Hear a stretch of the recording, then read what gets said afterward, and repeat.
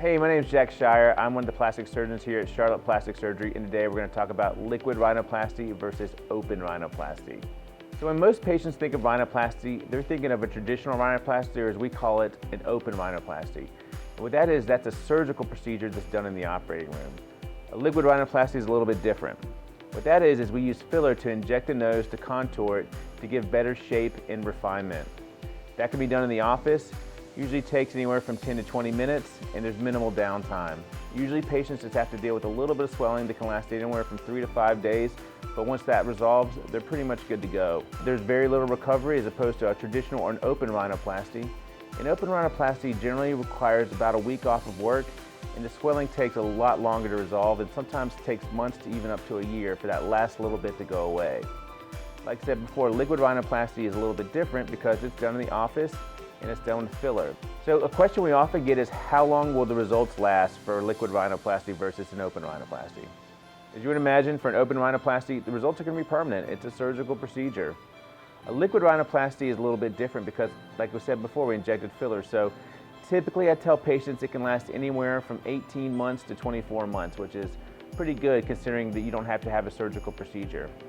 At that point, if the results are not what they were before, you can just once again go ahead and re-inject the filler, and you're good to go again for another 18 to 24 months.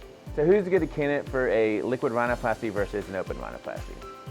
Those patients that want some more refinement, maybe want to smooth out the dorsum of the nose, that's what we call this part of the nose up here, or want to fill in a dip, or want to blend a hump they may have up here, or want to increase the tip rotation just a little bit, those are going to be good candidates for a liquid rhinoplasty. Patients that have significant airway issues or will need a more significant change, they're going to do better with an open rhinoplasty. So what are the pros of each? The liquid rhinoplasties, they can be done in the office, they're quick, there's limited downtime, and there's very little, if any, discomfort. The pros of an open rhinoplasty are those patients that have airway issues or those that are going to need more significant changes. So what are the things you need to keep in mind when considering these two procedures?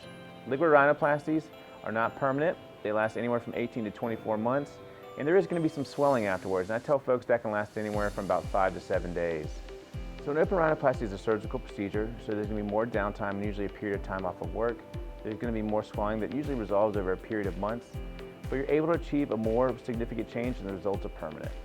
If you have any questions about these procedures, feel free to contact us at Charlotte Plastic Surgery. We always recommend seeking medical advice from board-certified plastic surgeons.